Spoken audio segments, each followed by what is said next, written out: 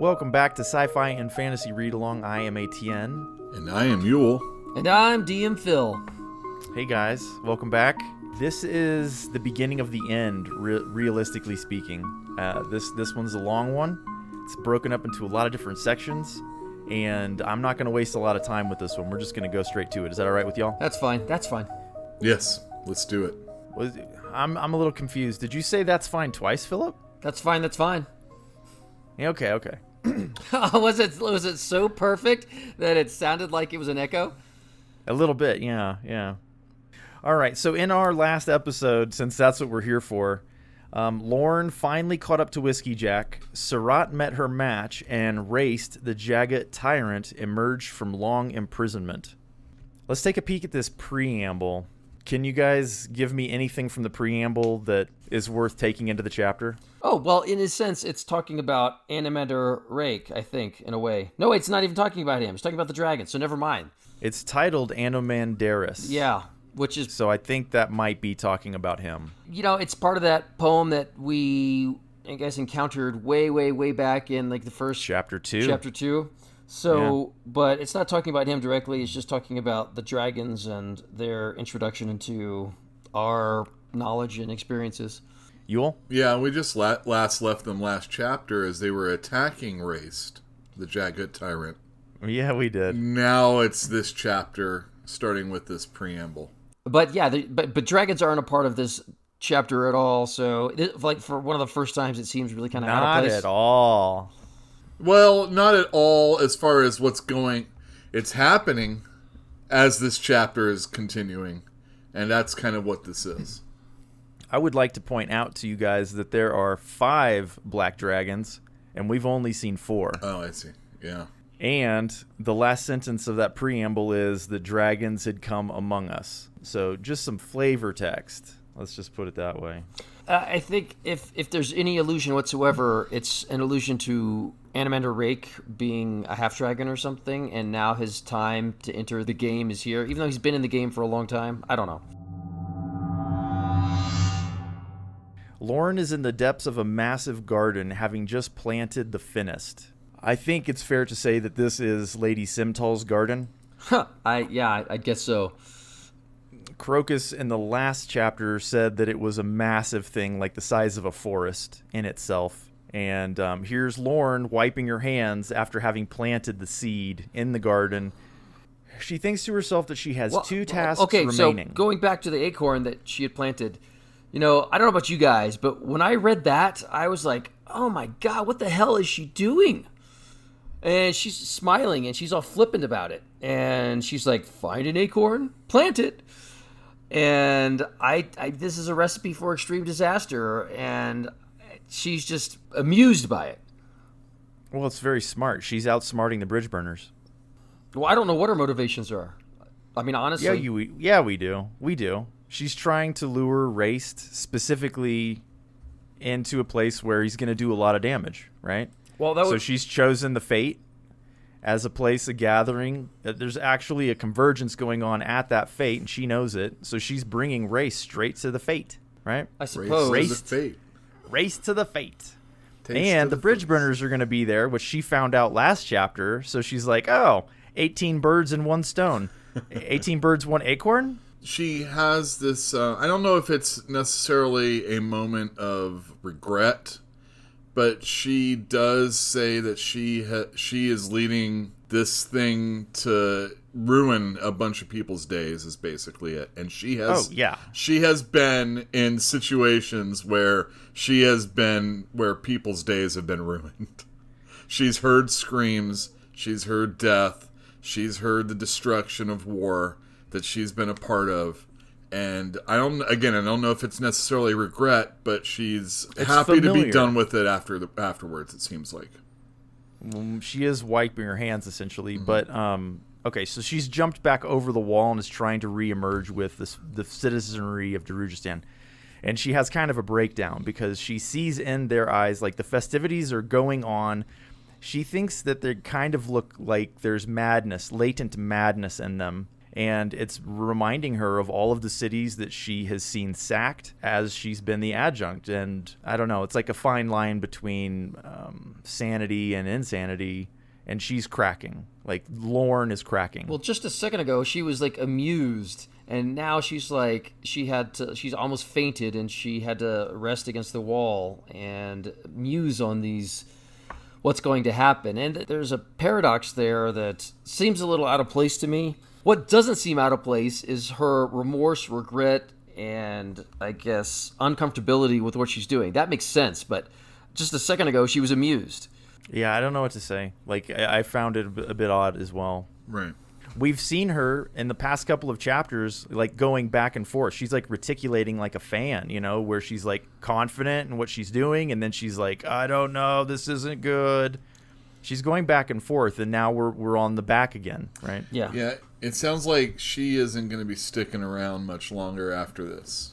Okay, so what is she sticking around for? She has 2 tasks. She has to find Sari and kill her, I guess. And that's not looking possible because she can't find Sari anywhere. And she's been led to believe that Sari might actually be dead. Yeah. So she's having a problem locating her. And again, that's one of the things. She has one other thing she's supposed to do. She's supposed to be looking for the coin bearer. And again, I didn't really know that was on her radar. Like, it just didn't occur to me that she even knew about the coin bearer until pretty recently. And now she wants to kill the coin bearer, which I find a little bit surprising, but that's all right. Well, and she also mentioned she wanted to take the coin and make Opon pay. Which is exactly what the rope wanted to do, if you will remember. But I didn't even know she knew that Opon was in play, or I can't see how Opon has really gotten in her way. No, but she did know that Opon was meddling with her mind a little bit, right? Yeah, she did. And I mean, I don't know. Like, I don't know why. Well, I have to go through this book again. Yeah, one more time, Mule. We'll make a podcast. What do you think? I'll make this note. All right. So as the adjunct Lorne is having her breakdown almost in public, there's thunder in the east. No rain, just thunder. And that ends her section. There's going to be a lot of thunder going on during this chapter. It's kind of amazing, really. Like, seeing who knows what, you know. Mm-hmm. It's a neat chapter for that. And not just purpose. that, but the thunder that's kind of approaching. That was a very artful way that Stephen Erikson is like. It's building, you know. So Krupp has just departed the Phoenix End and is on his way to the Fete. For the past hour, he has been engaging his talent, capital T. This is it's a pretty straightforward information dump. We learn several things in this section because Krupp is thinking to himself. So let's just go through them one at a time. Like, what do we learn from Krupp right now? Well, he's worried about Crocus, first off. He's worried that Crocus isn't going to last the night. Well, he seems to think that it's fairly typical that when a god chooses a tool, they tend to discard it and kill the tool. So that no one can get to them. Right. And he thinks that's what's going to happen to Crocus. However, he also knows that he's not alone in protecting Crocus. Some other agency is at work. Now, when he's saying that, he's talking about the prince that's helping save Crocus's life numerous times. Is that what he's saying? Well, no, just to be clear, he specifically said that he had a suspicion that somebody was helping him. It wasn't a guarantee. He just knows that there's other things going on that were beyond him. And he would have to trust in the agency of that person. Yeah. Or organization or whatever. And yes, it's probably... what he's sensing is probably the group of people that came down from Black Dog Forest at the bidding of Caladan Brood. So the eel, Krupp, the guy who's like... he's got his fingers in all the pies... is got one other pie that's out there and he doesn't have his fingers in it at all. So another thing that Krupp's got going on that he's thinking about is the fact that Circle Breaker, his spy on the inside, it's time for that guy to retire. I think so too. Yeah, so does he. Well, yeah, so actually, does he. Circle Breaker thinks he's going to retire. The only way you can really retire from a game like this. Yeah, feet first. And we're talking about the eel. We have been talking about the eel. That was an agent of the eel that he's talking about that needs to retire, and he's also concerned that his cover is blown. And the spell that he cast on Murillo, that's going to wear off pretty soon. So after tonight, things are just going to have to play out the way that they're going to play out. And that includes his meeting with Baruch. Right, who Baruch seems to know who he's dealing with now. He seems suspicious that he knows, yes. Right. So I think Krupp also knows that he's suspicious. I mean, he's had to use his talent to, to befuddle people, if you will. And I guess like that magic can only last so long, especially when think about it this way. So Krupp used his power on Murillo, his buddy. Yeah. And Murillo is like, I don't know what's going on anymore. After he accused him of being the eel, and I would assume that you can only influence people that way so much. When they finally have stumbled across the answer, you can only obfuscate it for so long. Sure, it's like suggestion or charm person even. You know, Right. these things will wear off in time. And then you'd be like, oh, wait a second here. We had explored that possibility before, though, but maybe he's done it to Murillo and others countless times. Maybe even Baruch, right? Oof. He only did this to Murillo this morning before the sun came up. When he dropped the mask. Right, so maybe it only lasts 24 hours or less. That may be. Or if this is something he's done to a person numerous times, they're building up a little bit of a defense to it after a while. It could be any of those things. I don't feel like Krupp's done this over and over to Murillo. Yeah, I think this is the first time, and it's for whatever reason, the sum of every little hint over time has finally started triggering people's suspicions. We know that Krupp has the ability to divine in his mind. That's what he's been doing for the past hour. He was kind of like trying to find all of the paths to success. And apparently there are not very many. Most of the paths lead to disaster. But he settled on whatever he settled on because he can't see beyond the fate tonight. So I suspect that he's come to the crossroads from his dream, essentially. That place where the decision, it's like it's go time. I think that's kind of what it is. But, that's just my interpretation. Well, yeah, I had kind of the impression based on his words that he was capable of exploring essentially multiple avenues of outcomes in his mind. Does that make any sense? A lot like like Doctor Strange when he was like, there was 1,247,000 whatever possible outcomes. Only one succeeds. And I kind of had the feeling his brain has been working like that in a sense. I agree. So he's on his way to the fate, just like everybody else in this chapter. And he's admiring his mask, and he thinks that Baruch will appreciate it, and maybe alone Baruch will appreciate the irony of his mask. And then, of course, we don't find out what it is until later. As night falls on Darujhistan, Crocus and Apsalar depart Krull's temple.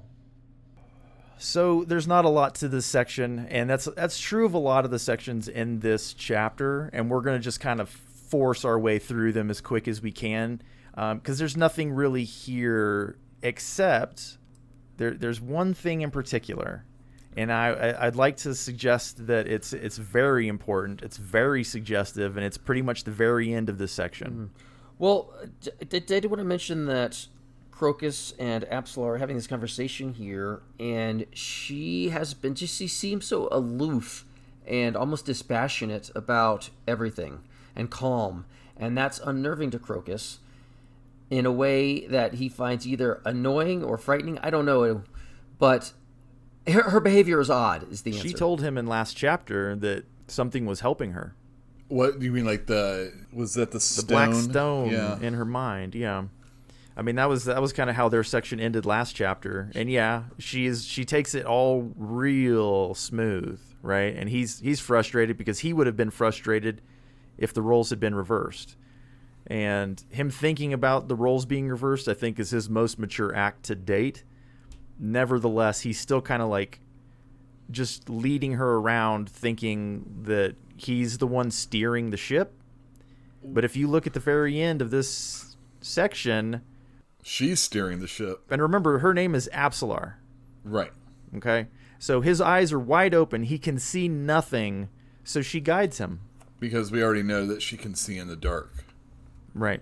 And there's, earlier in this part, she asked Crocus, Absalar asked Crocus, what is she going to do if Chalice were to betray him again? Smart girl. Yeah, and he's all, well, she won't. I think that's the kind of stuff that's irritating Crocus, is that she's smarter than him. Probably. But when he says, trust me, her reaction is, I do. Yeah. Uh-huh. Immediately. She doesn't hesitate at all. And she's been that way ever since she's changed, has hooked up with Crocus. He's brought her into town. I mean, for a person who's leading him at the end of this part, she is following and just kind of going along with what's going on. Almost like, she's being driven to do this also, maybe. It's the calmness that's a little unnerving. So does it unnerve you? I think there's something going on. I mean, no, I read it. It's unnerving. But, it occurred to me that you're saying at the very end of this section, when Absalar took his hand and was leading him through the darkness, I wonder if that's a metaphor. Yeah, I think so. I definitely think so. Well, our initial reaction to it is because Crocus thinks, she says, don't let go of my hand. And he's all, well, it'll be hard. He's thinking to himself, Crocus thinks, well, it would be hard for me to let go even if I wanted to. And we're kind of getting that horny teenage kid thing going on again with him a little bit. I don't think so. I took that to mean she had an iron grip. Okay, I got you. Yeah, well, she. I think he's becoming even more so enamored with her also. And yet, the plan goes forward. Yeah, he's going to talk to Chalice. Yeah. Even though he's starting to really dig Absalar, he still wants to, for some reason. I mean, he doesn't even have anything with this lady. Well, I assume it's pride. No, it's got to be pride. Maybe pride, but I got to think that's Opan driving him towards the Nexus. That's kind of what I'm thinking. So the bridge burners are being directed by the captain of Lady Simtal's house guard, and he is disappointed that they are not all Barghast. Yeah, he is. I wanted all Barghast because, as we said last chapter, they are an attraction. Candy, man. Yeah, exactly. Yeah. And more so than even being guards, they're just there for the people at the fete so that they can ooh and awe at the Barghast. The opening is a little entertaining. I don't know. It's just like Trotz is just like, well, I didn't tell you all of us were. You assumed.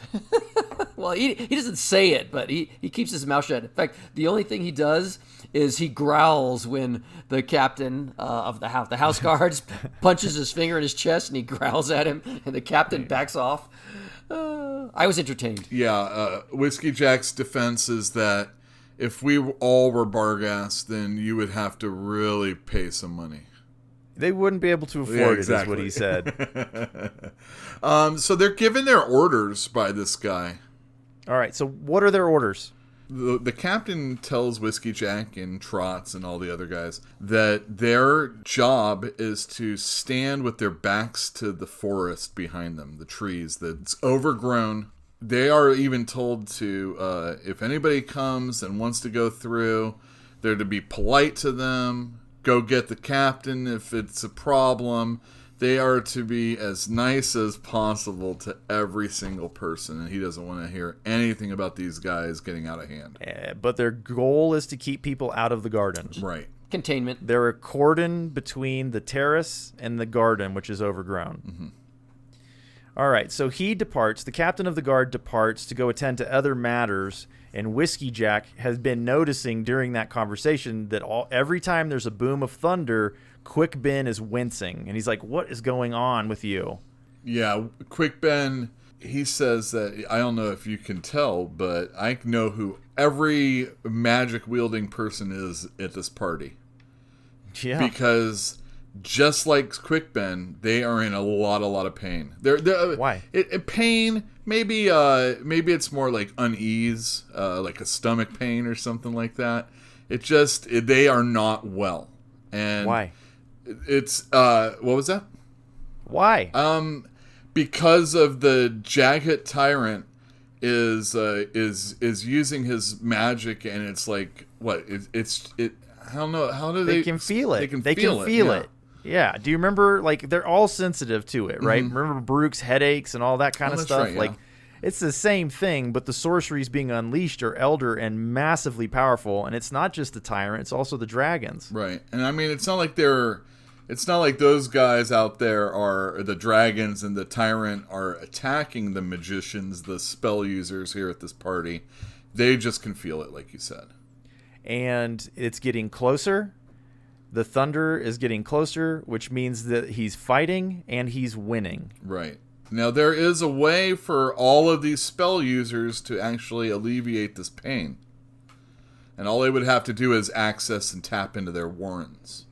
But if they would do that, then Raced would know exactly where everybody is. And even from this far away, he would be able to take control of a bunch of them. And that would be really bad. That would be the end. I mean, it would just be the end. So they must all know. So all these wizards basically are doubled over in pain, and they're just. I assume they just look like they're really constipated or something like that. I know. They're also helpless right now. But like every one of them is helpless. Well, when like you they can't use magic at all. guys, this is terrifying. That you know something's coming and you can't use your magic, or it will just take you. And they're all pretending like everything's fine. Oh, They go to the party anyway. Why? You know what I mean? Why? I wouldn't have gone. I would have been like, not worth it. I'm staying home or leaving the city or whatever. Seriously? You would have to leave the city, I think. Well, I think it's probably true of the deal that they made with Rake that they would stay to help, right? Because you remember in a couple chapters ago, he said that when I am diminished or defeated, it will be up for the Torud Cabal to take and finish the job. That's true. That's true. So I think they're obligated to stay behind. That's true. Well, it's their city. Remember, Pale's city, their wizards left, and their city fell, and Animander Rake killed them. Wow, well, that's true. Oh, yeah, that's right. I forgot about that. Yeah. They're like, okay, we'll stay. But they know. I mean, they arranged for the last two heads to be delivered to Animander Rake. I know, but they're aware. There's got to be some other wizards there, though, that are feeling it, and they're all ignoring it and going to the party. That is just nuts. I mean, what's wrong with these people? And it goes all the way back to when Crocus was going through the streets, and he was ruminating on the fact that everybody is just going to have this big party, even though the Malazan Empire is on the way. I remember that. Yeah, that was a long time ago, buddy. Yeah, and this is like this. Yeah, it was long, but this is like the same thing. Like the world is about to end, and they're going to have a party. Right. Yeah, of course. I remember as a child, it was very popular in Southern California to have earthquake parties. Because, the big one's coming, that type of stuff. And yeah, sure. There would be people, they have, big overlooks in their big yards, and earthquake parties. Perrin and Kalam leave Cole asleep at the Phoenix Inn. They're discussing their plans for Lorne, namely that they plan to kill her if they see her. And I don't think it's a guarantee. I think it's a big if statement. Like, if they come across her, they're planning to kill her. But they pass through, again, we're in another section that's extremely, extremely short. They're passing through the main section, the main floor of the inn, and Kalam gets frustrated. He sees Scurv there wiping out glasses. He grabs the man by the collar and pulls him over the bar and delivers a message to him that he wants relayed to the Assassin Guild's master. Yeah, I guess he's gotten to the point where it hasn't played out the way he meant to have it play out. And he's just fed up. And he's like, you know what? Let them know about this. Or I'm coming back here with killing in mind. That's right. That's what he said. He did. So he releases Scurv and throws him some silver, and then they head outside. And outside, they see a bunch of drunk revelers who are essentially interfering with the Gray Faces who are going about lighting the lanterns throughout the city. And it's not serious intervention. It's just they'll pick them up and hug them and spin them around and put them back down that kind of sounds interference. like drunken revelry. Revelry. And they're just going up and hugging strangers that are, oh, you're turning on the lights. I love you. Yeah, exactly. It's a strange thing. However, it gives Kalam pause, and he doesn't understand or know why, but he feels a little bit of anxiety about the gray faces. Hey, I'm calling it. Do you remember back infinite chapters ago when I was like, there's something about those gray faces that just bothers me. It's like nobody pays any attention to them. They're everywhere. They're faceless. They're anonymous. And I think I mentioned at the time, because you asked, you're like, well, what's the problem? I'm like, I don't know. Maybe they're like the eels minions or something. But yeah, I had this nagging feeling that those guys were up to something, and it wasn't just lighting light bulbs. It was serious. And Kalam has that feeling too, and I don't know what it is. But Well, he doesn't either. When we get to the end, let's remember this moment. How's that? Okay. Baruch and Rake are riding in a black carriage on their way to the Fete. The sorcery in the east is bothering Baruch, and he's got like his head down, his eyes are shaded, and he's like just kind of observing Animander Rake. And he notes that Animander Rake seems completely calm. He doesn't seem worried at all. Is that because he's steeled against what's going to be happening? Dude, I don't know. I can't read this guy's mind. I just assume that he is not worried. He's confident, and maybe he doesn't fear death either, right? Mm-hmm. Whereas I think a lot of the humans in this book probably do fear death. Well, I imagine he's probably not suffering, maybe because he has an Elder Warren or something. Because I was thinking about the dragons that were stopping or trying to stop Raced. I mean, they're still fighting on, and they seem to be immune to this ability to be taken over, or the ability they can function in the presence of Raced, and these other human wizards seem to be having a hard time. So maybe he just isn't suffering like everybody else is. Is it the otherworldly nature, maybe, of Rake? I think it's the hierarchy, guys. Yeah. Mm-hmm. Rake's magic is sufficiently powerful and old to not be hammered on by Raced. That's how I'm taking it. The dragons are the same way. I mean, who knows? Ultimately, I don't think Erikson's ever really spelled it out, but... All right, so let's just point out the masks right now. Only one, I guess. We only get one. Yeah. As Baruch is studying Rake, he's looking at his mask, and he says it's ghastly. It's the Black Dragon mask, and he does not understand its significance. He said it looks sly. On the steps of the Simtal estate, Turban Orr lingers to see who it is that accompanies Baruch. On his arm is the lady herself. So he is wearing a hawk mask, and she a panther. So out comes Baruch and Animander Rake. Boom. Lady Simtal gaps. She says, Trake Unleashed. I had to look it up, right? Because it was the first time Trake has ever been mentioned in this book, and that's the Tiger of Summer or something? It's the Tiger of Summer and Battle. That's right. And so we've now encountered all 4 seasonal deities. There is Trake, there is the Wolf of Winter, there is Gedderone, which is the goddess of spring, and then there is Drek, which is the worm of autumn. Nice. I don't know. I was like, there's got to be one from summer, and there finally is. So it's like completing the circle. Oh, interesting. I wonder if it has anything to do with the circle being mended. I doubt it, but who knows.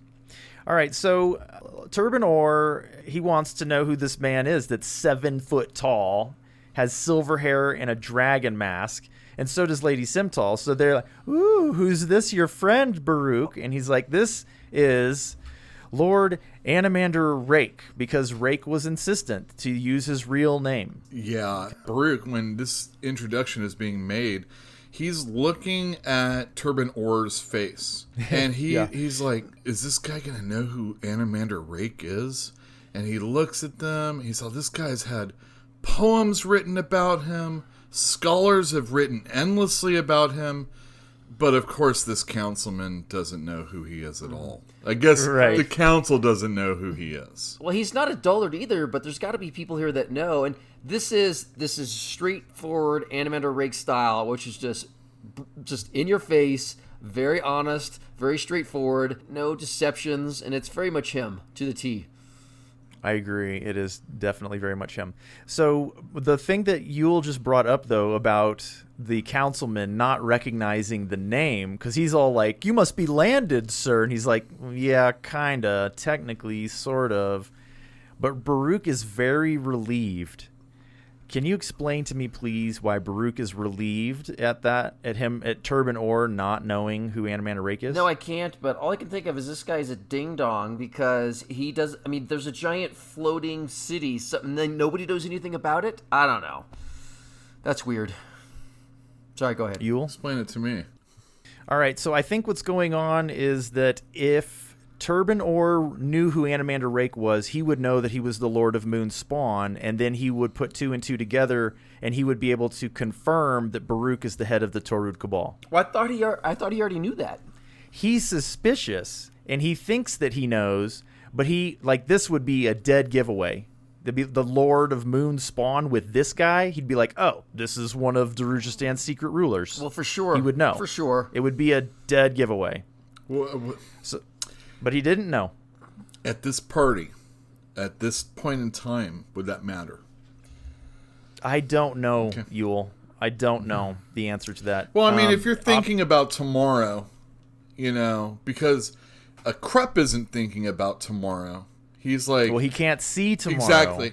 Whereas a normal human being, even a wizard, someone in how do you say it? Torud Cabal. Even somebody in the Torud Cabal has probably some hope for tomorrow. Yeah. And if you get found out now, that might not be the greatest thing going forward. All right, but before we move on, let's just briefly mention again that Animander Rake wears the mask of a black dragon, and Baruch is wearing this weird half shield. Not very really covering his features at all. Right. Because of duplicity. It was like an obvious statement denying duplicity is the way that it was put by Erikson. Murillo and Rallick are standing near the terrace doors, and they're watching guests arrive. Murillo is appreciating the appropriateness of Krupp's mask, so he got it.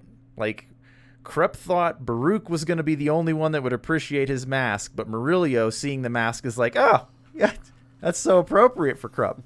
Murillo is wearing a feather-decked peacock mask, and Rallick is wearing the Catlin tiger in the likeness of Trake. Which is perfect because Trake is the hunter.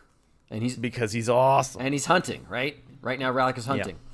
Yeah. They see Turban Orr and Lady Simtal together, and Baruch and Rake, and then they notice that Krupp is straight on his way to go and talk to Baruch and Rake. He's got like... And he's like, uh-oh. I mean, he's got like no style, no tact, no class here. It's just really... It's comedic. Well, originally they didn't want Krupp anywhere near this fate. That's at right. all. Nobody or these invited people, him. especially, right? Nobody invited this guy.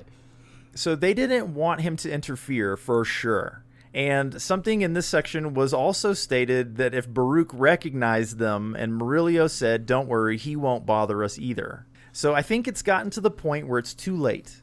Like, Krupp can't really interfere too well. And the plan is going forward, so I think they're fairly safe. Now it starts picking up. Lady Simtal and Turban Orr excuse themselves, leaving Baruch and Rake in the center of the vast entryway, and lo, here comes Krupp. Rake spots him before he arrives, and Baruch correctly identifies him as the eel. And Animander Rake's all, "No." Oh, that guy? But you got to describe him. He's got his mask, and he's like shoving all these pastries and icing like through his mask. He's such a pig. It's through his mask. The pastries are in his mouth all in one fell swoop. He's like, just one all after another, basically. And he's like spitting crumbs, and there's icing on his mask. Oh yeah, he even gets it on Rake, I think, as he's talking to them. Yeah, when he bows to leave. So think about it. This is a party with the most upper class, sophisticated elites, and here's this guy in his old clothes and dingy, and I mean, he is that guy. He had his waistcoat cleaned. He just couldn't button it. Yeah, I don't know. I just should have had it taken out a little bit, maybe. This is No. This is that guy at the party. That's all I got to say. He only came for the food, really, right? Yeah, right. No, he came for other things. Yes, he did. So Krupp speaks with Rake mainly about flying and about being high up and seeing very clearly and being a dragon. Yes, this is witty repartee. Very awesomely done. Go ahead. Well, Baruch says to Krupp, it's just a mask. Right. And Krupp says that he can see in the muddy water that this is his home. And then he says, I need to go and investigate these kitchens. And that's when he bows and like gestures and like sugary stuff goes all over Animander Rake. and then Krupp takes off. He's spitting on a god. Oh my god. I don't know. Like this, the I wouldn't say banter, but the incredibly clever verbal sparring here is just brilliant. Sparring? It was titillating. Not sparring. Well, no, they were going back and forth. Kind of, sort of. What do you think was actually said here? Well, he was saying, "Hey, you're the Lord of Moon Spawn, and you look down on all the people." And that's basically what he's saying. You know, he's saying you're so tall, you look down on us. But since he's alluding to all those other things, I think that's what he's saying.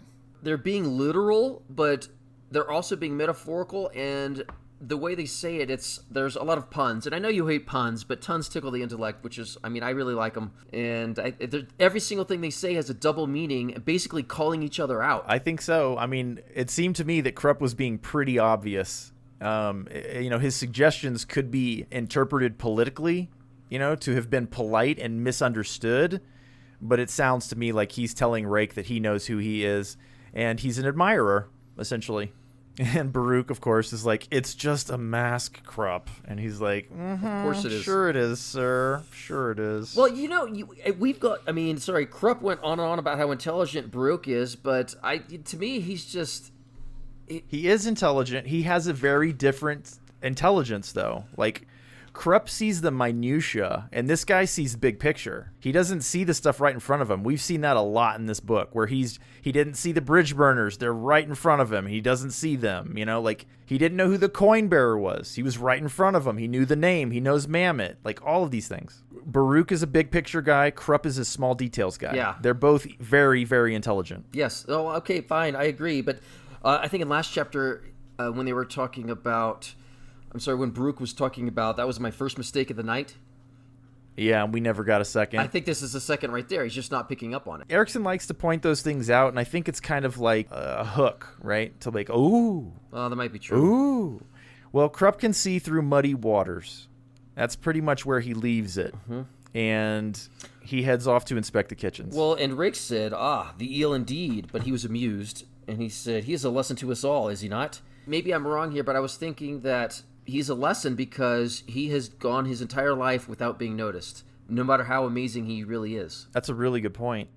Mayhaps. I would also like to point out, Philip, that Krupp doesn't seem like he's being bothered by thunder.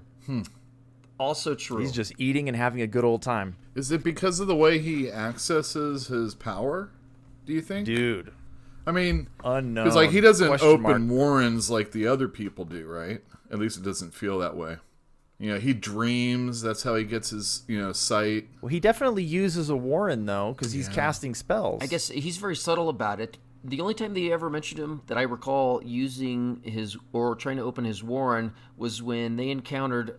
the adjunct Lorne. That was the only time I've ever heard it mentioned that he was accessing his warren. Mm-hmm. But he has to, right? I think it's one of those things. It's axiomatic, right? It's self-evident. Like, he's using a warren because he's casting magic. Sure, okay. Like, I don't think there's a way around it. Turban Orr has had a rough week, poor fella. He's been blocked in the council at every step. The proclamation of neutrality is dead. He hasn't been able to find his spy. And still, he desperately wants to be a servant of the Malazan Empire. So he acted. This very morning, he sent a messenger off to Pale, probably passing through that thunderstorm right now. Probably. I didn't think about that, yeah. All right, so let's talk about the thunderstorm, because Turban Orr just thinks it's a thunderstorm, and his messenger is almost certainly dead.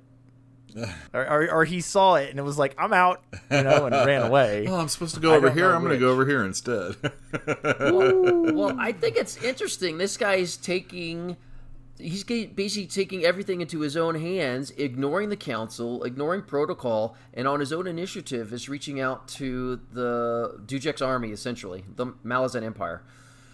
Well, he wants to be a high fist. As he's thinking about this, he's talking about, well, this might save me. And even more so, I might be able to be, ranked higher in the Malazan Might Empire. even take a step upward. Exactly.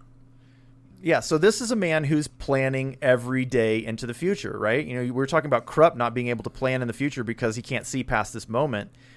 This is a guy who's like scheming, just like Simtal, always scheming, always looking ahead. But he doesn't recognize the threat as what it is. All the wizards do, certainly, but he does not. He just thinks it's a thunderstorm. He does notice something. Yes, he's giving a lot of thought to his plotting and scheming when his eyes fall on a guard standing near the stairs. He doesn't recognize the guard. There's a familiarity to this person, though, the size. But he doesn't notice him for being in the Simtal estate or anything like that. He doesn't recognize the uniform. So it wasn't until the guy starts fidgeting with his helmet. His chin strap. He's dealing with the chin strap down below. And then it dawns on him. For years, he's seen this guy. He has seen this guy when he's at, Despot's Barbican? Yep. Every time Orr goes to meet somebody, secretly. Same guy. It's that same guy that's been there this whole time. This is the spy he's been looking for all this time. So he has plans for this guy. Immediately, he's like, whatever, Simtal can go to hell. I am going to kill this man right here and now at her party. She won't like it, but I don't care. Yeah. He steps away from the wall and bam, runs into another man who does not apologize and then pours wine down the front of Turbinor's jacket. And Orr's not happy with this. Let me introduce you to Rallick Nom, Mr. Orr. Okay, wait, he doesn't introduce himself, but yeah. No, he does not introduce himself. He refuses to give his name. He says he's not worthy of knowing his name. He challenges him to a duel straight away. I don't know how you want to do this, but suffice it to say, this is when it happens, right? This is a big deal. This is it. This is one of my cherished scenes of this book that I think about often, and it tickles me, and I really enjoyed it. I mean, from here on out, the chapter is quite entertaining. Nevertheless, we begin here with the banter that Philip likes so incredibly much, where Rallick and Turbinor are talking to each other. You should have gotten out of my way. I get out of no man's way, stuff like that. And then the challenge, and then Turbinor is like, oh, look, friends, a dead man walking. That kind of stuff. He's all talking it up. He says that if I could kill you 1,000... What does he say? Why don't we look at the actual passage and see if there's anything in there that we want to include? I got it right because here. This is not the duel, it's just the repartee. He says right here, if I could kill you 1,000 times, it would not be enough to satisfy me. I must settle for this once. And it's like, this is the spit that he's the fire that he's spitting at Rallick Nom right now. Yeah, but how does Rallick respond? Done breaking wind. Yeah. You done farting out of your mouth, dude. Yeah. So, further insulting him so he can make sure that this duel is going to actually take place. Oh, I know. This is a man, Rallick Nom, taking advantage of the fact that Orr is a prideful creature. Right? He is manipulating Orr expertly. He knows that he's proud. He knows that all he has to do is insult this guy, and he can make him do what he wants him to do. He's goading him. And it was a simple bump.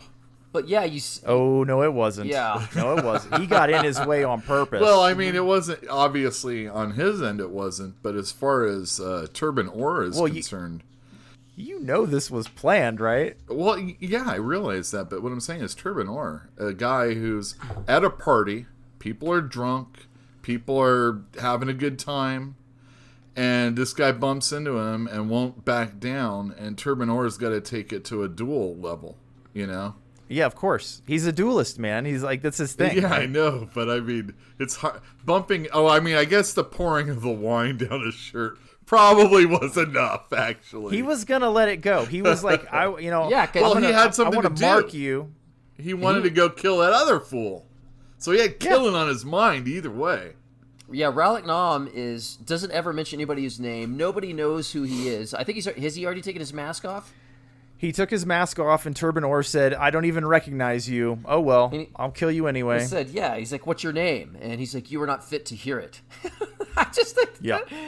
oh, that's so good. I don't know, man. I just love almost every single paragraph or sentence in here. I loved.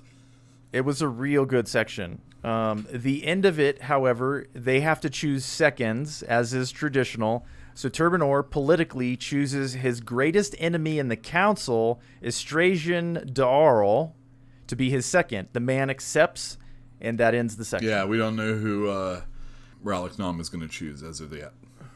Well, Right.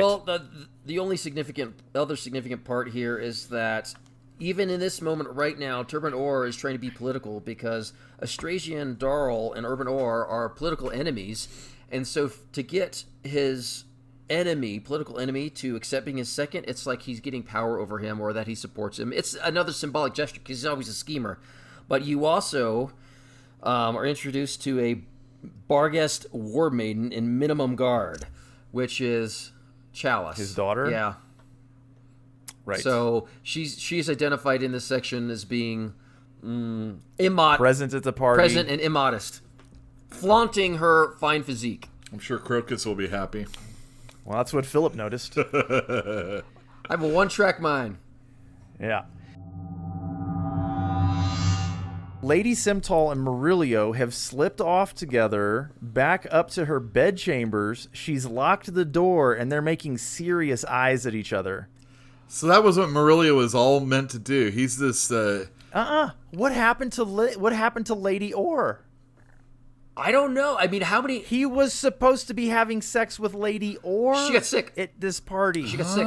But I know she got sick, but how the hell did they arrange that? Oh, did they get her? I thought that was Turban Orr got his own wife sick so that she wouldn't come. I have no idea what happened. I just know that this was not part of the plan as it was revealed to us. Okay. Right? They got the tickets off of Lady Orr long time ago, but the arrangement was Murillo would have to pleasure her. That's right. Well, that wasn't obviously- what he did to get the tickets? Yes, it is. Yeah. Oh, but he was going to have to still No. reciprocate At tonight. the party. Oh, that's at the right. party. He was going to pay her back here. Huh. That's right. Yeah, I forgot about that. Yeah. So did they she get her got sick sick. so that they could do the Simtal bit? How? Well,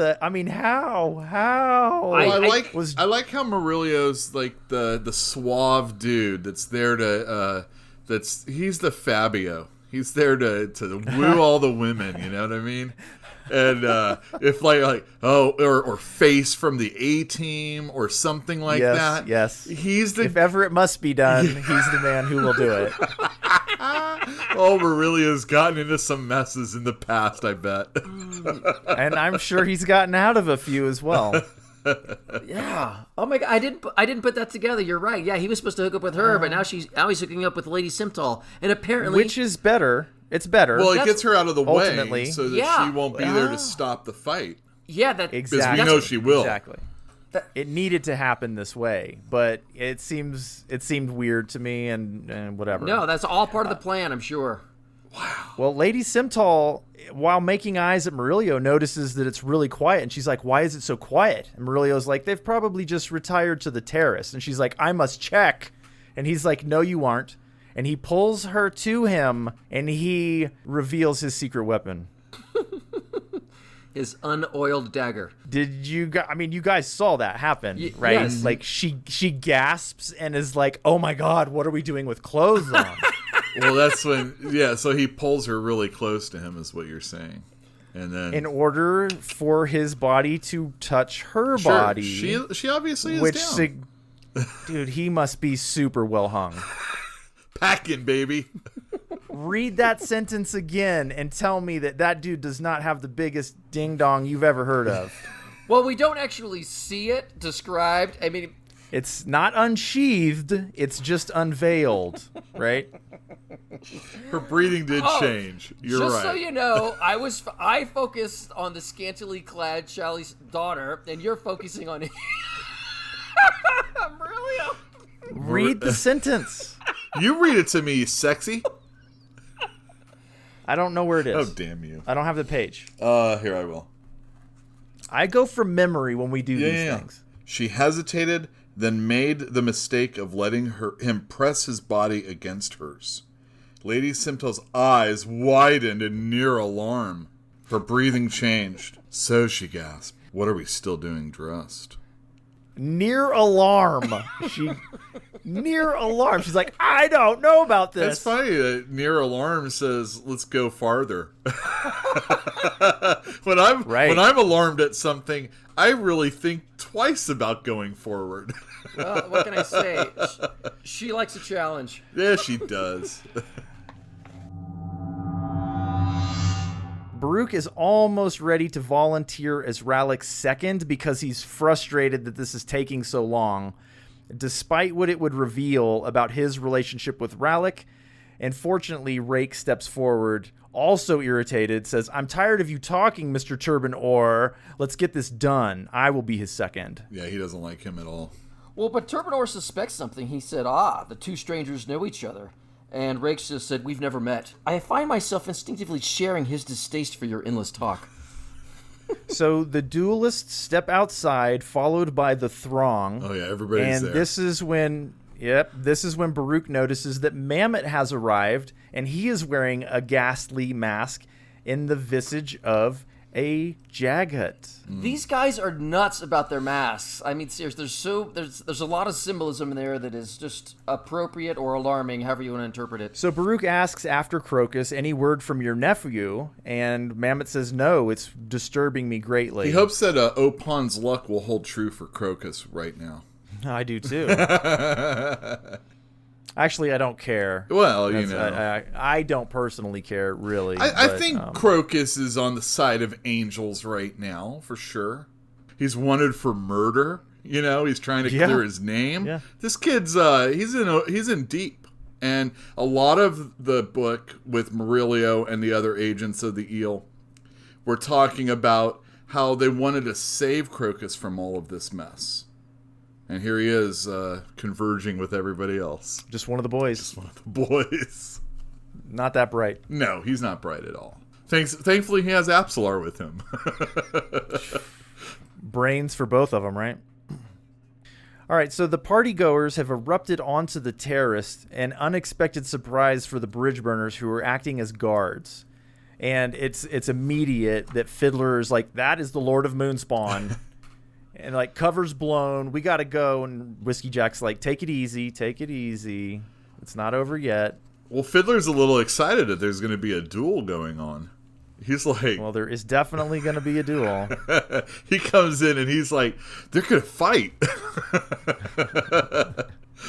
Quickman tells Whiskey Jack that he's not going to be much help. It's just a reminder that he can't access his warren. And if everything goes bad, the decision is going to be to use their extra munitions to burn this place to the ground in a night that they will remember.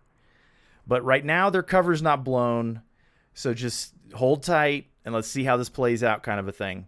And that is when a man dressed as a thief slips past Whiskey Jack and into the party from the garden. And he's like, "I thought we cleared that garden." So Crocus has some talent. He has some talent, but no imagination, right? He's just wearing his thieving clothes, which is like his clothes, and is slipping in, and it happens to be a disguise. Well, I mean, all he really wants to do is come in and confront Chalice, right? It is, and he's abandoned Apsalar. He's left her at the back wall, and he's like, "I've got this," or whatever. I don't know. But she can see in the dark, so obviously she can see everything that's going on. Now, he does tell her, as he leaves her, that if anything goes bad, that she should go back to the Phoenix Inn and meet up with Mamet, my Uncle Mamet. He'll know what to do, you know, that type of stuff.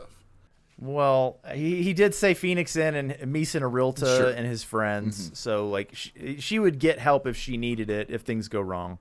But ultimately, Crocus looking out for somebody, is like a cat taking care of a fish. All right, it does not take Crocus long to locate Chalice, but he is so preoccupied with the task that only now does he realize there is going to be a duel. Yeah, he's like leaning over, and he's like kind of watching the proceedings, and he's like standing next to a guard. Does he ask who it is? It's Turbinor? Yes. Yeah, that's what it is. He's Yes, all, who's the guy down there? And the guard says Turbinor.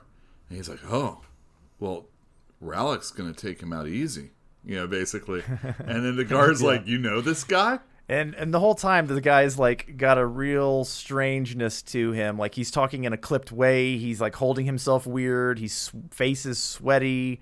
And then Krupp walks up, hands the guard a scroll, and kind of steers Crocus away. Krupp tells the guard that there's an admirer of his and that this note was sent to him from that person.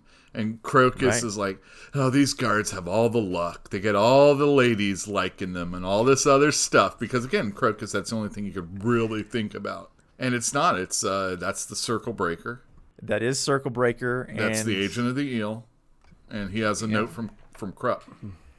Let's talk about the note. Yeah, you go for it, dude. I don't have a lot to say about that note other than... Well, you're a fan of Circle Breaker, right? It basically made me cry. I mean, I was so happy. This man, he shouldered the same burden that Krupp and Baruch have shouldered, and he thought himself a dead man walking. He doesn't have magic. He doesn't have all these friends and like a party of, characters that are there to help him out. He's all alone. He's isolated. He's been living like this for a long time. Years at least. And, I mean, he has a room that has like nothing in it, right? Yes. This guy has really sacrificed for the city. This is his reward.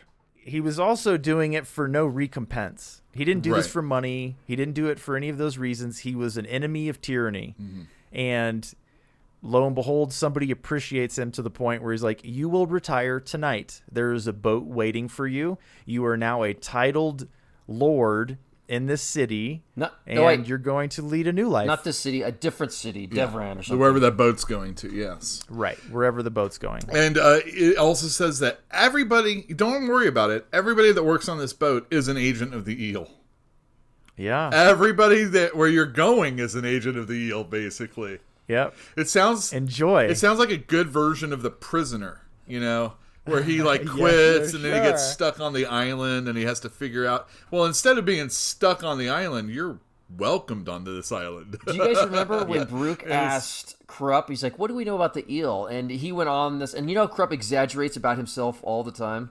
And he's like, oh, his agents are limitless and, and like beyond count. And his agents are everywhere. Whatever he said, I always took it to be an exaggeration, but then you get here and you're like, wow, he really does have like agents everywhere. Dude, Krupp is a baller. He's got a talent. Apparently. He can access warrens. He's got agents all over doing his bidding. He's just a big cow. Big fat cow, though. To be fair, if you were able to meditate for 1 hour and you could find the path that led to a guaranteed success, you also would be very successful, right? The thing of that's what meditation's supposed to be all about, actually. No, it's not. Real meditation no, it's not. is about clarity. And when you have not seeing the future, mind, buddy. Pardon me? Not seeing the future. Maybe not seeing... Obviously, I'm not talking about really seeing the future, but when you have a muddled mind and it's clear, the idea of meditation is that you clear that. And then you come back and you're focused on what you need to do. And Krupp is a magic version of that. At least that's how a layman, figure... divination is definitely included in his talent. Right. Just to make a connection, like previously when they were talking about the coin bearer, and Krupp was mentioning that usually when they're done using a mortal for whatever tool they're using it for, that tool will usually be destroyed or killed. And now he's doing the absolute opposite. Well, as I'm reading this, I'm wondering if that boat's going to sink. Is this boat sinking? Is he going to this pier and he's just going to get thrown into the into the ocean? Not a chance. Not a chance. Because that would be something that could you could see happening in a different story. Yeah, but it's not this story, sure, thank goodness. Corrupt's a good guy. Yeah, you assume they're not going to knife him and put a rock in his belly and dump him into the bay, right? Well, the last thing that the letter said is the circle is mended. Turbinor is being a pompous ass. Comments from the seconds are elicited, and Estrasian de Arl says that he doesn't care if Turbinor lives or dies, and no vengeance will be coming anybody's way if Rallick should win. Yeah, and Baruch is named the judge of this whole thing also. Which, again, Turbinor is like, oh, that's another feather on my cap. If Baruch, a guy who's not friendly with me, should have to raise my hand in victory. And Baruch drops the handkerchief. This fight is not much of a fight, right? Well, to spoil everything, Animander Rake says that it was not a very even match. Turbinor has like a dueling. He lunges before that thing has even hit the ground, before the handkerchief has even hit the ground. Right. Yeah, he's got the dueling gloves. He's got the dueling rapier. He's got, I don't know if he has a dagger as well. I don't remember. Well, remember, we were actually worried about Rallick. I really was worried about Rallick, whether or not he'd even have the strength or the capability to see this through. And Murillo thought that he would have to step up and do it. And they had all these plans, but Rallick said, no, I can man up. I can do this. And the entire fight is over in like 1.5 seconds. It was so fast. It was so fast. And ladies and gentlemen, Rallick wins.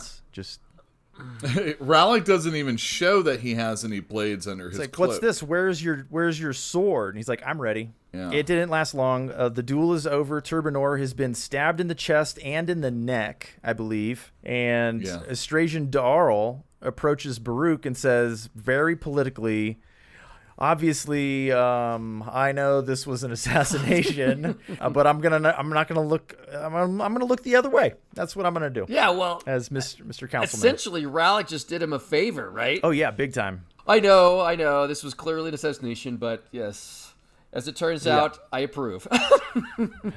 Right. He can't say that, thank goodness, but he did it very cleverly, and this is when Rake comments that it was a very uneven match. And it's about now when the witch Gedderone arrives, seeking Baruch's attention.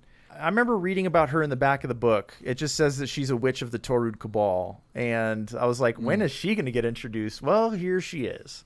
And she's smoking from a water pipe, and she has a servant like kind of following around behind her, holding the water pipe on a pillow. And she's puffing away on her pipe, and she says, well, we have a lot of faith in you, Animander Rake. It's nice to meet you and have you and all these things, but boy, I'm a little nervous. Yes? They're all nervous because the storm is approaching. Oh, that's what he said. Yeah, he says, don't worry. He's like, if it's necessary, I'll attend to the matter personally. He also says that he has suspicions his attention is needed here and not there right now, that something very important is happening right here. And he won't speak of it because it's too sensitive, and Baruch is dragged off by Gedderone. It's good to meet you, witch, I think is what he says when he parts ways with her, which is kind of awesome. I mean, it wasn't just a hello, like when the witch comes up, Druid, and I think it was more...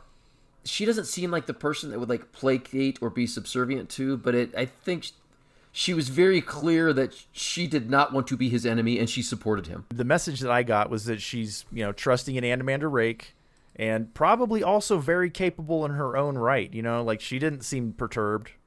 Baruch is the one that's perturbed, but, maybe he has more on his shoulders than Gedderone does. That's a guess. Murillo is dressing, and the Lady Simtal is peering through the shutters at the guests below. She is unaware of the duel having happened, and then she returns her attention to Murillo and moves back to the bed when the door is kicked open, and here comes Rallick Nom. But she doesn't scream, but she says, look, I could scream, and there could be guards all over here. And he's like, you won't. They've already been bought off. Yes, which is what she did. Hence, the lesson should not be lost on her. When did she do that, though? When she was betraying Cole. Oh, okay. Gotcha. She mentions that Turbinor is going to hunt these guys down. That's a laugh. For what they're doing. No. She does not think Murillo is involved. Rallick says to Murillo when he enters, get dressed. I see what you're saying. As in, deflecting suspicion off of Murillo. He's bought off the guards. There are none that will come if she were to call, but he lets her know that the contract on Cole has been canceled and Turban Orr is dead. I was very pleased for Turban Orr to die. I hated him from the minute I met him, and I think it was very fitting that he died the way that he did, embarrassed in front of all of those people. You know he shit his pants, right? Yeah, he probably did. He loosened his bowels and he wet his breeches, as it were. Nevertheless, Murillo is watching Lady Simtal because Rallick is gone. Rallick spun and left.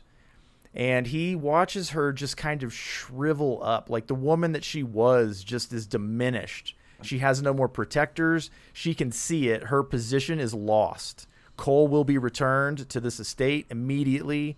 Like, it's over for her. So Murillo tosses his dagger on the bed and walks out. Well, it was a ceremonial dagger, which I took to mean it wasn't sharp or it... No, that's what we do with ceremonial daggers. He's obviously planning for her to kill herself with it. Well, he did. He said when he left, he knew that he would be the last person to see her alive. Yeah. And it's probably with that dagger, is my guess. So it's probably not dull. I think that was the hint, but yeah, it was there's a paradox there I didn't get. Ceremonial dagger, she's supposed to kill herself. Would you say that a ritual dagger would be a ceremonial dagger? Yes. And would a ritual dagger be used to cut the hearts out of, Aztec victims? I suppose so, yes. Well, there you go. Yeah, like a bloodletting ceremony or something like that. Sure. So on his way out, Murillo, is he doubting that this was the thing to do? Oh. He says he's not cut out for this. And at the very end, he says that he's now lost. It's a question. Or am I lost? It's a question. Well, yeah. And look who he's asking. Maori. Maori, yeah. It's the god of beggars. Now that the plan, after all this time, has actually happened, does he now question whether or not it was the right thing to do? Or it's just like there was so much that he had to put into it to make it happen? Maybe it's because he screwed her just a few minutes ago. You remember what Perrin was talking about when it came to vengeance? Mm-hmm. Do you?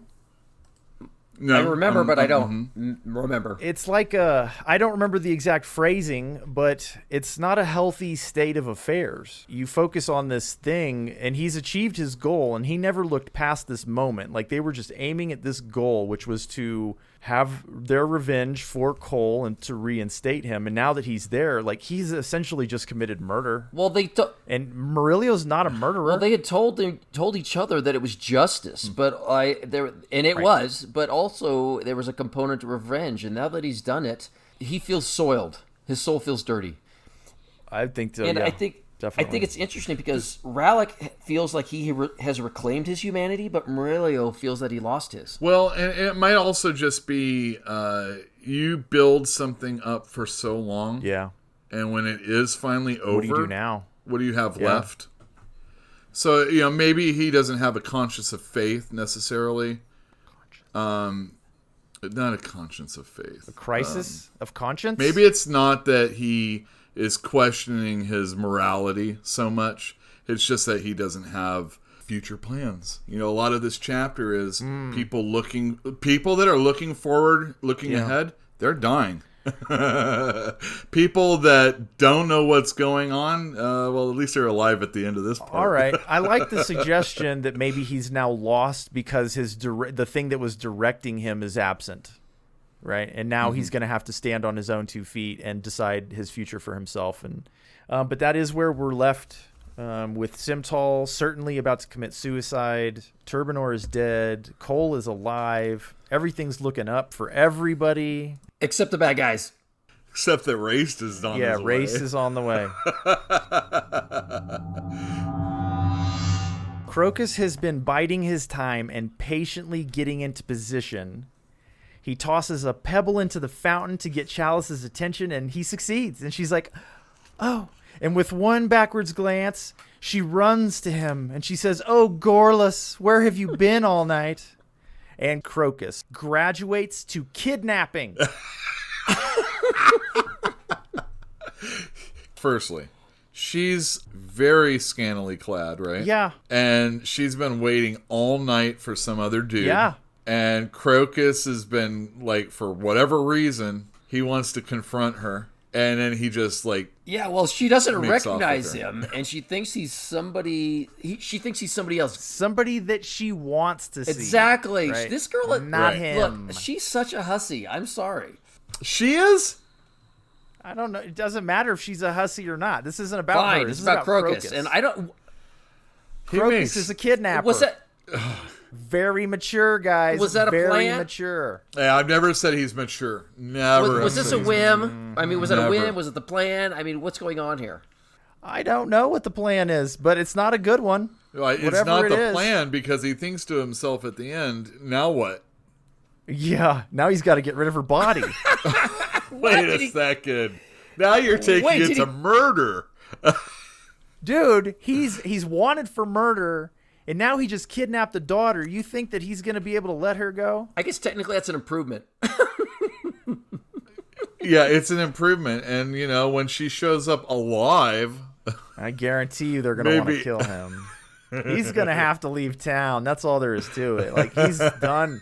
He's Come done on, I in ju- Darujistan. you don't think Mamet can paper the way so that he can get past all this? Hey, No. you know, I think you got it all right. He just wants No. to talk to her. Seriously.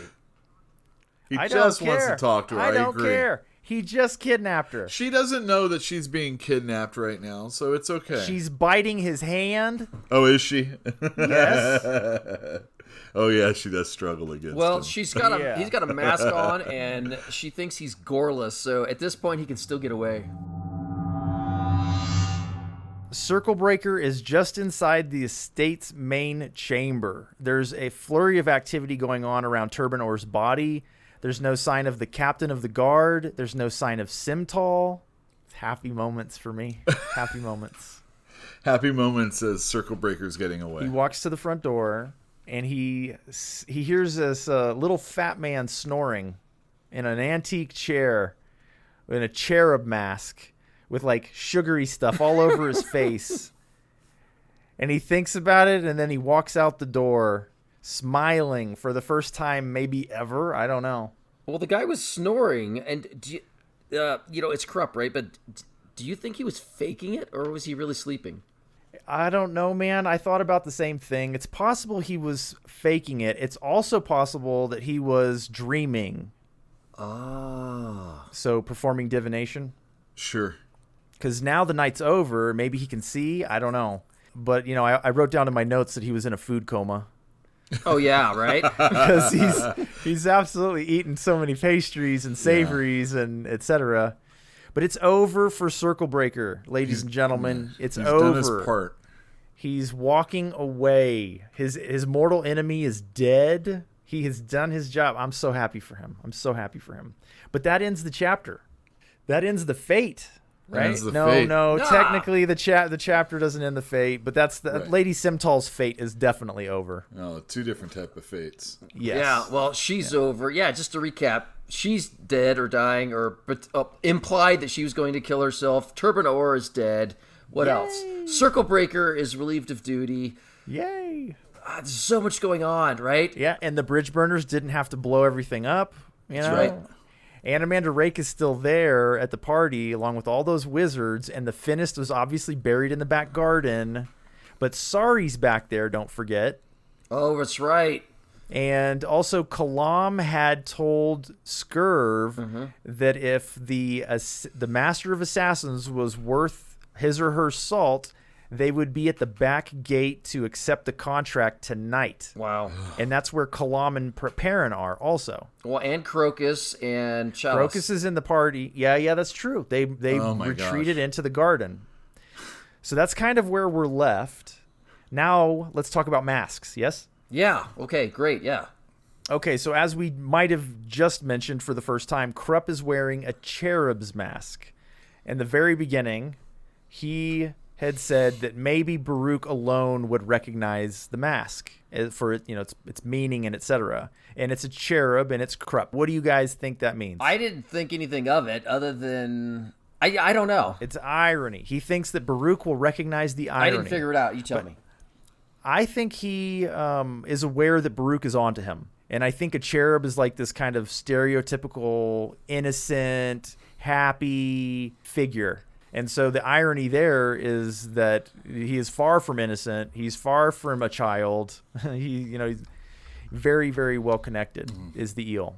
And obviously Murillo recognized it and saw it as appropriate for Krupp as well. But let's talk about the other ones too. Turbinor was wearing a hawk's mask. I think that's pretty appropriate for Turbinor. Lady Simtal was in a panther's mask. Yeah, she had a Black Panther mask, and he said, how appropriate. And she said, of course it is. And she was testy about it. Was there something else there that was implied, or is this just she considers herself a predator, a cat? I think so, yeah. Remember, she has contempt for Turbinor. Well, he wore a hawk's mask, also a predator. Yes, and a far-sighted one at that. Oh, right. I didn't get that. Yeah, sure. And she's more like an ambush predator, right? Oh, right. Oh, my gosh. A lot of these masks are so appropriate. I never even thought about it. Ah, that's why we're talking about it now at the end, because they're all really appropriate. Crocus is wearing a thief's mask, which is very true. What are the other masks? Well, there's the Trake, the Tiger of Summer. Yeah, I forget who's wearing that, but... Well, I don't really know the significance of that one, other than the Tiger of Summer. Phil was talking about all the different seasons combining, or the circle being joined, so to speak. Well, yeah, full circle with all the seasons, but I think it was more literal that he was there to hunt. Battle. He was there to do battle. He was there to do battle, and he was hunting Turbinor to do battle. So I think that was very appropriate for him. Okay. Murillo. He was a peacock, right? Feather-decked peacock mask. We've talked about Murillo. He is a dandy. Like, his job is to look good and to strut around, and that's a peacock. Yeah. Right? Yeah, there's a name for that, and I can't remember what it is. It's called peacocking. Well, no. Who else? There's a couple more. We got Baruch Andermander Rake. Baruch wore a half mask, which is just, it's modest, it was simple, and it wasn't just a half mask, it was a half shield. Oh, as in... Think about Baruch does. So Baruch is a protector of the city. Well, that's right. So essentially, he's not two-faced, but he has a dual personality. Baruch? Yes. He's the alchemist, and he's the leader of the Tord Kamal, right? So yeah, but what does that have to do with his mask? Because it's only a half shield. He has a secret identity that is half of his existence. Okay, I'll go with that. And the other half is a shield. Yeah. So he's protecting the city with that. Yeah, one half is the shield half, and the other half is his overt half. The overt half is the alchemist. And Andermander Rake? Dragon. I'm going to take that one as literal as Crocus's. Yeah. Well, I think, because always in the not the deck of many things, the dragon deck. Deck of dragons. Yes. He has a draconic symbolism that covers him. With he has scales on the lower half of his body. Stuff like that, yeah. Mm-hmm. So now he's wearing a black dragon mask. And the preamble says dragons have come among us, and it's referring to Andermander Rake. And there are 5 black dragons, and we've only seen 4 so far. And the list goes on, right? I think it's pretty safe. Like, if we're suspicious that he might be soul taken a dragon, I think that's a very reasonable assumption at this point. Who else had a mask? I can't remember. There's one more, at least one more. Latecomer to the party. Mammoth. Oh, Mammoth. Oh, he was right. Wearing, he was wearing a Jaghut mask. He was, and he said that he thought it was an accurate representation, but the tusks might be a little short. Right. Well, he'll find out soon. Yeah, because a Jaghut tyrant is on his way to the city. Yeah, and I forget who it was that said it, but they were like... It was Baruch, not days. Hours. Exactly. So where we were like, oh, I thought he was going to show up for the fate, he still has time. Oh, yeah. Yeah, it's not over. Whew, what a chapter. All right, guys. Well, that was a good one. It was. This was one of my favorites. I really enjoyed it. And just to elaborate on something about Erikson I really find appealing is the way he does combat. It's quick, it's brutal, it's efficient, and usually, like most combats happen, like they're over very, very quickly. They don't take very long. Like if you look at the writings of like R.A. Salvatore and the Dark Elf, like these elaborate, ridiculous battle scenes that go on forever and ever, like perfectly matched for hours and hours and hours. That's absolutely ridiculous. Even though I love those books as a kid, but completely unrealistic. It's something I appreciate. I think it's very realistic, and there's some other examples too, like when Rallick fought Ocelot. I mean, that happened fast. This element of realism, where realistically speaking, when you get two incredibly competent killers, I mean, the first person that gets an advantage, I mean, it's over, right? Mm-hmm. Usually. I like it. It was very appealing. It was very well done, and it's just more candy for my type of reading. I really like how all the stuff is interweaving. I mean, obviously, that's what a convergence is all about in a fantasy novel, especially. But there are so many little things that have been left throughout the entirety of the book that we're even now saying we're going to have to reread it to see if those things are actually happening. So right. That's a pretty special thing. So I think I'm not rereading it not for a long time. 10 years at a minimum. You mean after we're done with the 10th book? Well, so just a brief mention here that every single person here we've already met before, with the exception of Lady Darl, which is just briefly mentioned, but the other, the witch. Also, yeah. That was the first time we've ever encountered a named character. Deruden, yeah. And I don't know if she's important, but it's just weird to bring her in late game. Maybe it's flavor, maybe it's something else, but it's interesting to finally meet somebody new, and you really don't have any idea who she is or what she can do, other than she's apparently a powerful witch. Did you notice how distinct her language was? No, but it was odd. It was different. Yeah, she said yes as a question after every sentence she spoke, basically. Yes. Like, she had a very unique way of speaking that really set her apart. That's interesting, yes? Yes. Yes. Why it is, yes. I think maybe you're right. But you're right. She was clearly, I wouldn't say not normal, but she was clearly... Well, she might have been high. Well, she was smoking a lot, that's for sure. Out of a water pipe... I don't know what they smoke there. That woman that sits on the porch, she doesn't smoke tobacco. She smoked some other leaf. Wacky tobacco? No, it had a name. Oh, it did. But it wasn't. Yeah. I don't know what they smoke in the desert. It's a dry leaf. Wherever they are. Camel dung? Yeah. Puff, puff, give. Yeah, no thanks. All right, so that was chapter 21. We have 3 to go? Something like that. I'm excited. Well, I think that calls it, guys. That does it for this episode. Thank you for joining us. We will see you guys in 2 weeks' time, either on the 9th or the 23rd. I don't remember. Yeah, thanks for joining us, everybody. Let us know in the comments down below what you think about everything. Appreciate it. Fun chapter. Thank you, everyone. Good night.